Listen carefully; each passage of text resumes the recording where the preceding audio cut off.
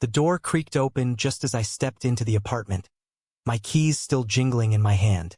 There, in the dim glow of the living room lamp, was my roommate Daniel, locked in a passionate kiss with another man. Their bodies pressed close in a way that shattered every assumption I'd held about him. My heart stopped. Daniel, the straight-as-an-arrow guy I'd shared this cramped New York City space with for 2 years, was not who he claimed to be, and in that instant, my world tilted on its axis. I froze in the doorway, the grocery bags slipping from my fingers and thudding to the floor. Daniel pulled away, his eyes widening in horror as he saw me. The stranger, a tall, dark-haired guy with a confused expression, mumbled something and bolted past me without a word. Daniel stood there, shirt rumpled, face flushed, stammering excuses that made no sense. "Ethan, it's not what it looks like," he said, but his voice cracked, betraying the lie. I felt a surge of betrayal, not just because he'd hidden this from me, but because I'd confided in him about my own struggles with my sexuality, thinking he was the safe, straight ally I needed. We'd met through a Craigslist ad when I first moved to the city after college. I was 24, fresh out of a small-town Ohio upbringing, trying to make it as a graphic designer in Manhattan. Daniel was 26, a construction worker with a no-nonsense attitude, broad shoulders from years on job sites, and a girlfriend back home in Texas, or so he said. He was the perfect roommate, paid rent on time, kept the place clean, and didn't pry into my life. But over time, we'd become friends. Late-night beers after tough days, sharing stories about our families. I told him about my conservative parents, how they'd freak if they knew I was gay. He'd nodded sympathetically, sharing his own tales of a strict Southern Baptist upbringing. "Family's everything, man," he'd say. "You gotta hold on to that." Now, standing in the wreckage of that trust, I demanded answers. "How long?" I asked, my voice shaking. Daniel sank onto the couch, burying his face in his hands. "A few months," he admitted. "I didn't plan it. It just happened." He looked up, eyes pleading. "Please, Ethan, don't tell anyone. My family, they'd disown me. And Sarah." Sarah was his fiancée, the one he'd proposed to last Christmas. They were set to marry in 6 months. The thought of her, oblivious and planning their future, twisted something inside me. I paced the room, my mind racing. Should I confront him, kick him out, or worse, keep his secret and become complicit in the deception? The next morning, the apartment felt like a pressure cooker. Daniel avoided eye contact over coffee, mumbling about work. I couldn't focus at my desk job, sketching logos that turned into angry scribbles. By evening, I decided to talk it out. We sat at the kitchen table, beers in hand. "Why hide it?" I asked. "You know I'm gay. I wouldn't judge." He sighed, staring at the label on his bottle. "It's not that simple. My dad's a pastor. My brothers are all married with kids. If they knew, it'd kill them. And Sarah, I love her, Ethan. I do. But this other side of me, it's like a monster I can't control." His words hit close to home. I'd hidden my orientation for years, dating girls in high school to fit in, until college gave me the freedom to explore. But Daniel was deeper in denial, building a life on a foundation of lies. As days passed, the tension built. Daniel started staying out late, coming home smelling of cologne that wasn't his. I caught glimpses of texts on his phone, meetups in bars, secretive plans. One night he broke down, confessing he'd met the guy, Mark, at a job site. "It started as friendship," he said. "Then one drink led to another." I listened, feeling a mix of sympathy and anger. Sympathy because I knew the pain of hiding. Anger because his choices were hurting people. Sarah called often, her voice bright and excited about wedding details. Each time, Daniel plastered on a smile, lying through his teeth. It made me sick. Then came the first real confrontation. Sarah surprised us with a visit from Texas. She arrived with suitcases and wedding magazines, hugging Daniel tightly. I watched as he played the perfect fiancé, but his eyes darted to me, begging for silence. Over dinner at a local Italian place, she chatted about venues and honeymoons. "Ethan, you're coming to the wedding, right?" she asked. I nodded, forcing a smile, but inside, guilt gnawed at me. Should I tell her? Betray Daniel's trust? Or let her walk into a marriage built on sand? That night, after Sarah went to bed, Daniel cornered me in the kitchen. "You can't say anything," he whispered fiercely. "It'll destroy her." I shot back. "What about what you're doing? You're the one destroying lives." Our voices rose, and Sarah stirred in the bedroom. We froze, the air thick with unspoken threats. In that moment, I realized this wasn't just about Daniel's secret. It was pulling me into a moral quagmire. If I stayed silent, I was enabling the lie. If I spoke, I'd shatter a family. The weekend dragged on with forced normalcy. Brunches, walks in Central Park. Sarah was sweet, oblivious, planning a life with a man who was torn in two.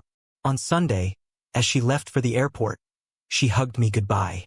"Take care of him for me," she said. Daniel watched her go, his face a mask of relief and regret. Alone again, he turned to me. "Thanks for keeping quiet." But I wasn't sure how long I could. The weight of his secret was becoming mine, and the cracks in our friendship were widening. Weeks turned into months, and Daniel's double life intensified. He'd disappear for hours, returning with excuses about overtime. I started noticing changes. A new cologne, late-night whispers on the phone. One evening, I confronted him again. "This can't go on," I said. "You're going to get caught." He laughed bitterly.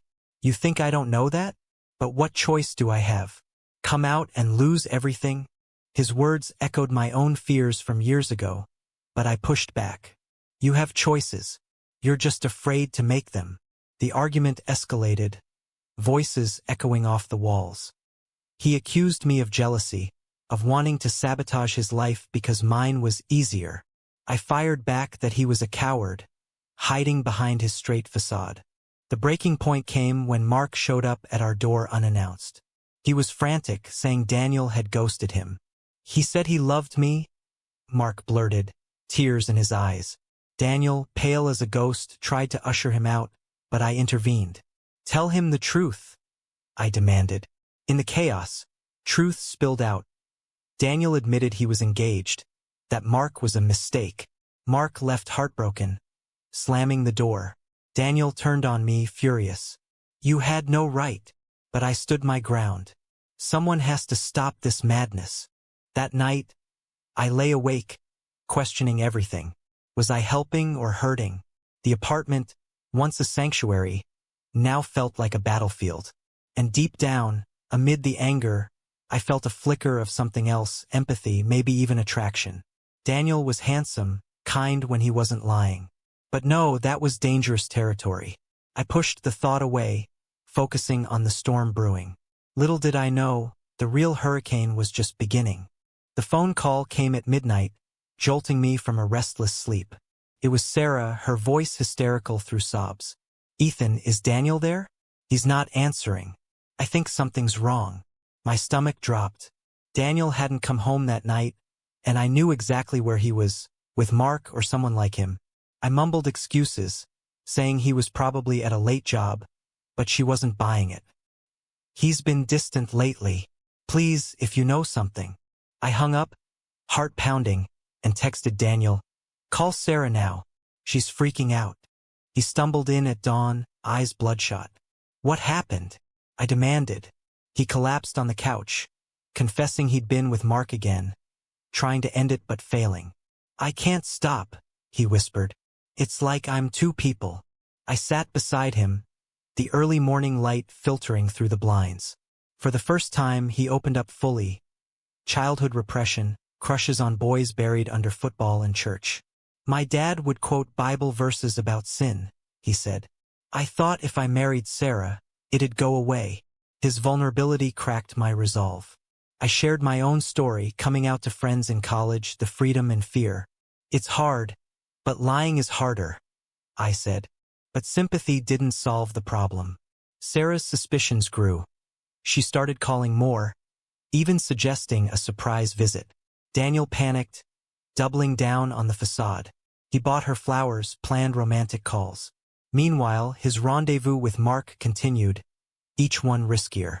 One afternoon, I came home to find them arguing in the living room. Mark wanted commitment. Daniel wanted secrecy. "You can't have both," Mark yelled before storming out. Daniel looked at me, defeated. "Help me, Ethan. What do I do?" I suggested therapy anonymously. He agreed, and we found a counselor specializing in LGBTQ issues. The sessions were virtual. Daniel hunched over his laptop in his room.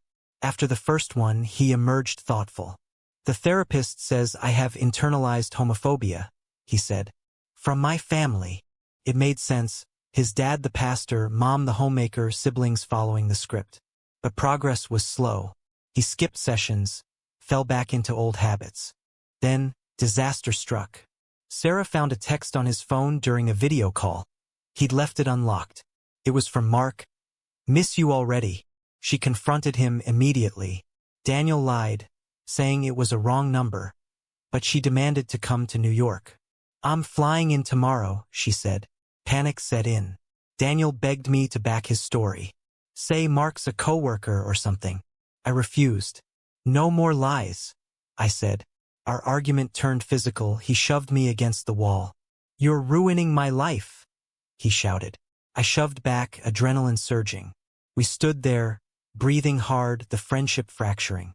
Sarah arrived the next day, eyes red from crying. We sat in the apartment, tension thick. She grilled Daniel. "Who's Mark?" He stammered, then broke. "A friend. Nothing more." But she pressed, and under the strain he confessed, partially. "I kissed him once. It was a mistake." Sarah's face crumpled. She slapped him, tears streaming. "How could you?" She turned to me. "Did you know?" I nodded, unable to lie. "Why didn't you tell me?" Her betrayal cut deep. Daniel glared at me, the room erupting in accusations. She stormed out, booking a hotel. Daniel chased after her, leaving me alone with the fallout. That night, he returned defeated. "She's calling off the wedding." Guilt washed over me. Had I pushed too hard? But no, this was his mess. We talked till dawn, Daniel admitting he might be bisexual or gay in denial. I love Sarah, but not like that. It was a breakthrough, but costly. The next blow came from his family. Sarah called them, spilling everything. His dad phoned, voice thunderous. "Is it true? You're with men?" Daniel denied at first, then cracked under the pressure. "Dad, I need help." The response was brutal. "You're no son of mine. Don't come home." The line went dead. Daniel hurled his phone, sobbing.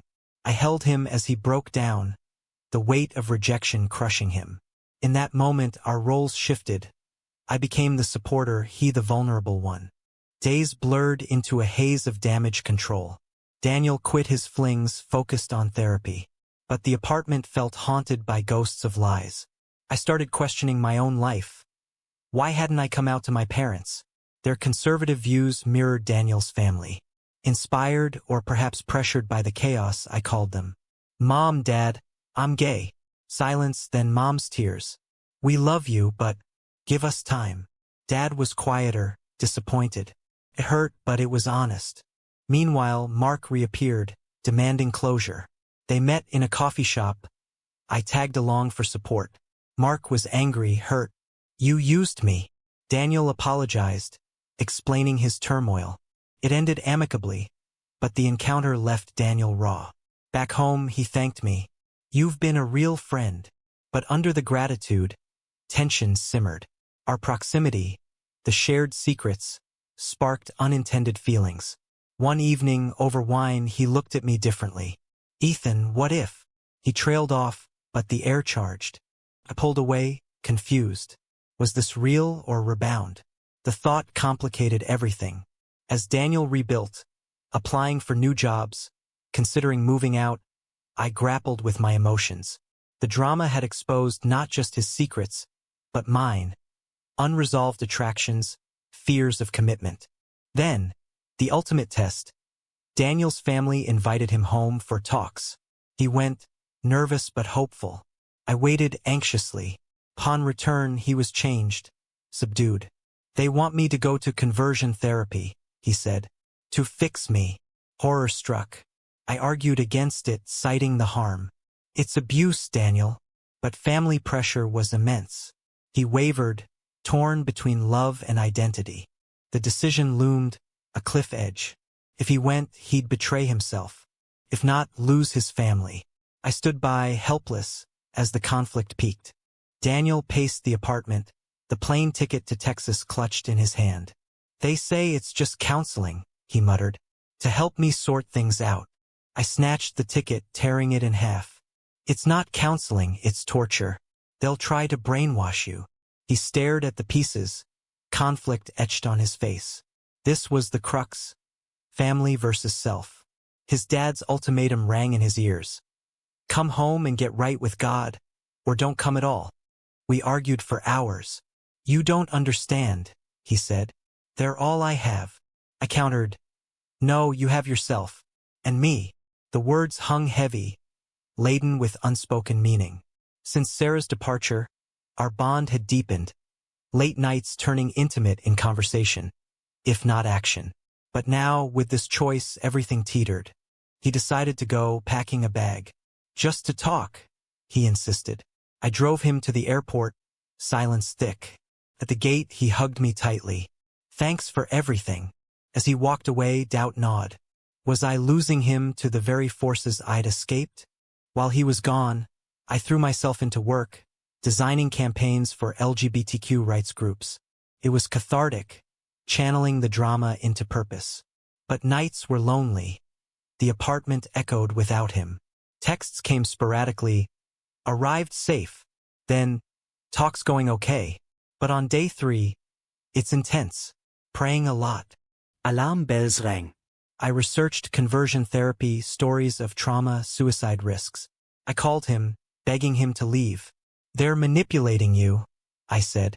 He hung up, voice strained. A week later, he returned unannounced, gaunt and withdrawn. It was hell, he whispered, collapsing into my arms. They'd subjected him to sessions demonizing his desires, forcing confessions. I almost believed them, but a breaking point came when his dad called him an abomination. I walked out, he said. Pride swelled in me, but sorrow too, for the family lost. Reintegration was rocky.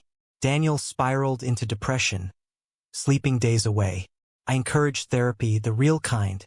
Slowly, he emerged, joining support groups. One evening, at a meeting, he shared his story, voice trembling. Applause followed. He smiled for the first time in weeks. But healing brought new conflicts.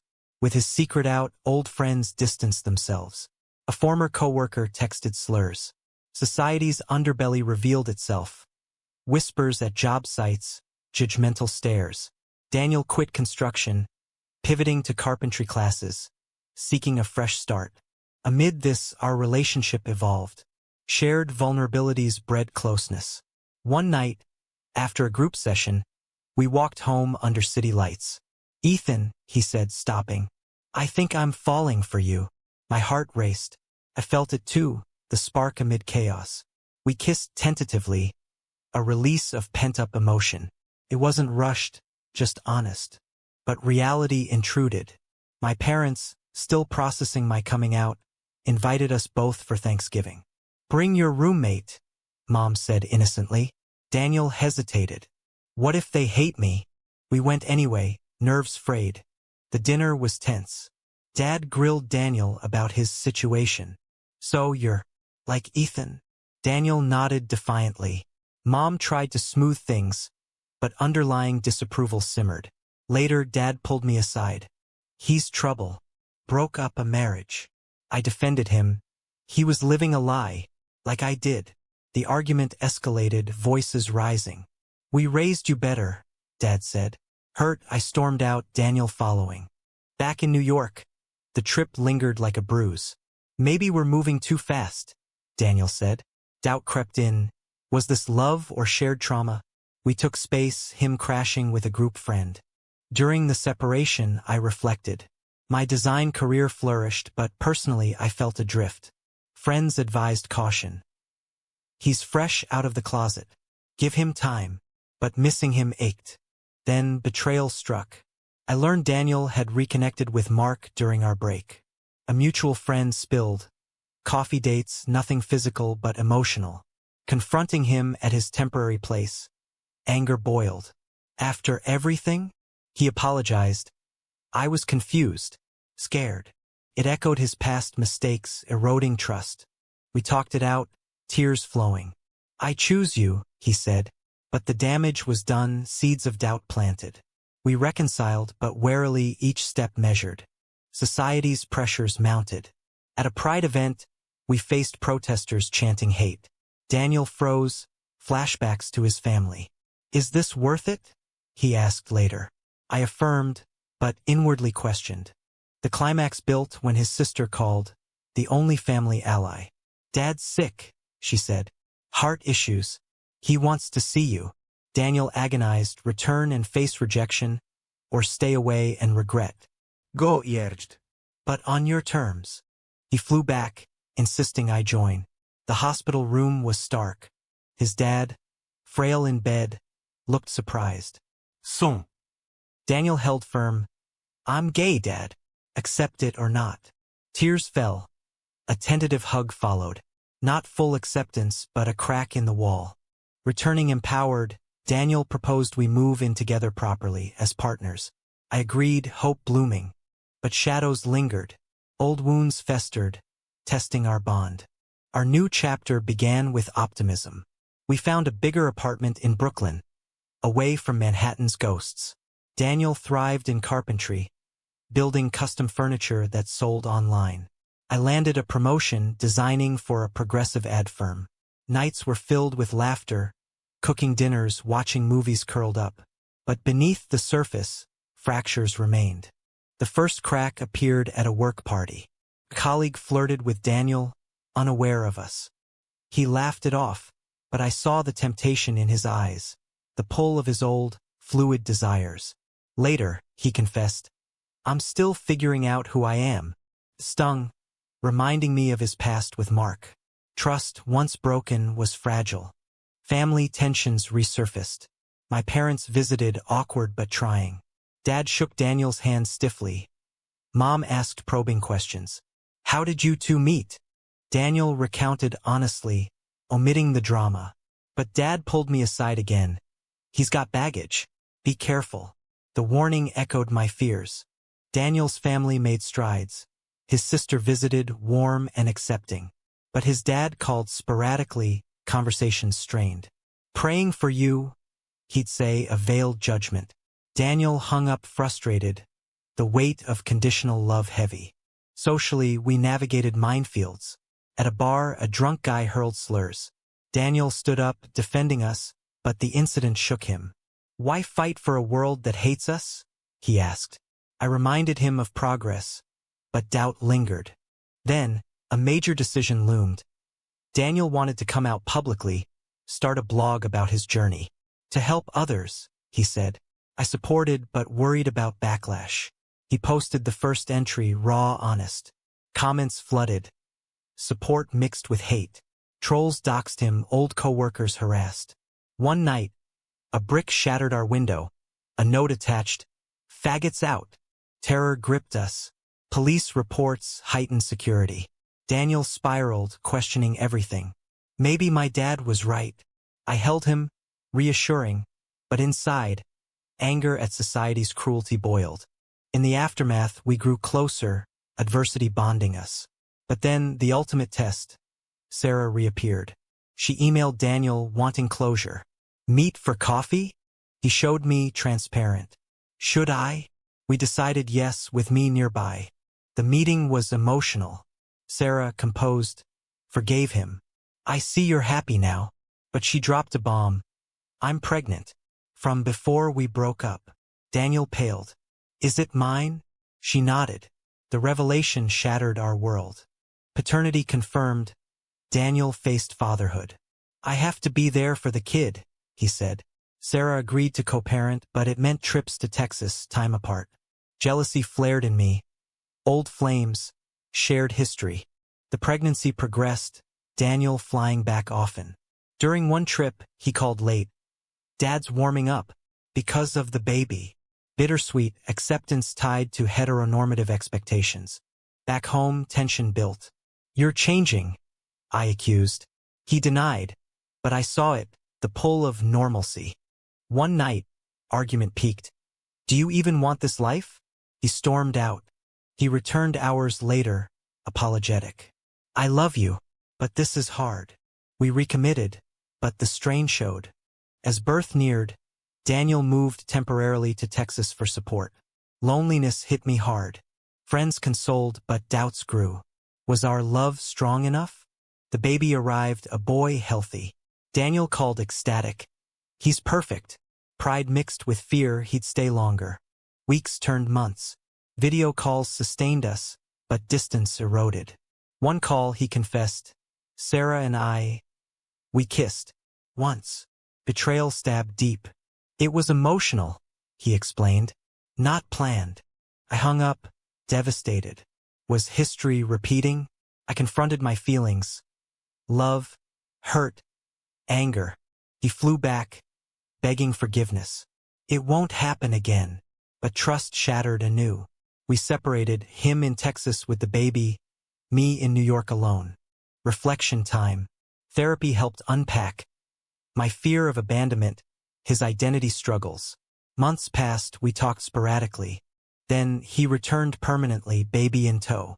Sarah agreed to shared custody. I choose you, he said, but the damage lingered. We rebuilt slowly, co-parenting adding complexity. The child, innocent, brought joy amid chaos. But society judged. Stares at two dads, questions from family. Daniel's dad met the grandson, softening slightly. Yet the core conflict remained, balancing past and present, desires and duties. Life with little Jamie became our new normal. At 6 months, he was a bundle of giggles, his tiny hands grasping ours. Daniel and I alternated nights, sharing the load in our Brooklyn home. Sarah visited monthly, the arrangement civil but charged. He's got your eyes, she'd say to Daniel, a reminder of their shared past. But harmony was fleeting. Daniel's internal war raged on. Therapy sessions revealed deep-seated guilt. I'm a father now. What example am I setting? Society's gaze amplified it. Playground moms whispering, church friends from home condemning. One day, his brother called. Dad's disappointed. Thinks you're confusing the kid. Daniel hung up, fists clenched. I pushed for pride. We're a family. That's what matters. But doubts crept. At a family gathering, my side, he introduced us as partners. Aunt Karen pulled me aside. It's unnatural for the child. The comment stung, echoing broader prejudices. Work added pressure. My firm landed a conservative client. Subtle hints to tone down my activism. Daniel's business suffered when a client discovered his blog, canceling orders. Bigots, he muttered. But the financial hit hurt. Amid this, our relationship strained. Intimacy waned, replaced by exhaustion. One night, after Jamie's cries, we argued. You're distant, I said. He snapped. I'm trying to hold it all together. Words escalated. Accusations of neglect, echoes of past betrayals. The turning point came during a Texas visit for Jamie's checkup. Sarah proposed, move here, better for co-parenting. Daniel considered, tempted by family proximity. Dad's offering help. Back home, he broached it. What if we relocate? I recoiled. Leave New York? Our life. The divide widened. His pull to roots, my embrace of chosen family. Debate raged. You'd go back to hiding, I accused. He denied.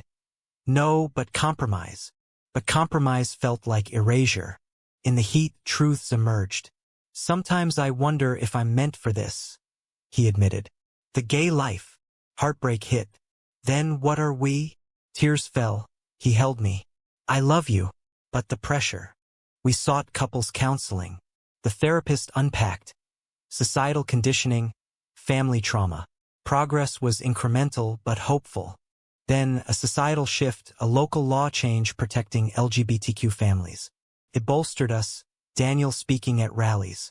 For my son, he'd say. But personal costs mounted. My parents fully accepted, hosting us warmly. Daniel's family thawed slowly.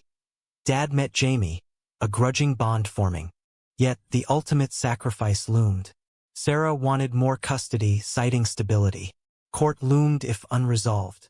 Daniel agonized, fight and risk alienation, or concede and lose time with Jamie.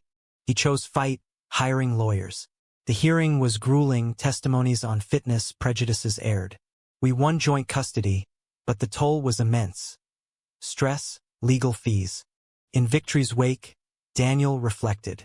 Was it worth it? The battles, internal, familial, societal, had scarred. Our love endured, forged in fire. We married quietly, rings symbolizing commitment amid chaos. Years passed. Jamie grew, oblivious to early storms. At 5, he asked, "Why 2 daddies?" We explained simply, love prevailing. But scars remained. Daniel occasionally withdrew, old demons whispering. I wondered if full peace was possible. In the end, the journey taught harsh lessons. Authenticity's price, love's resilience.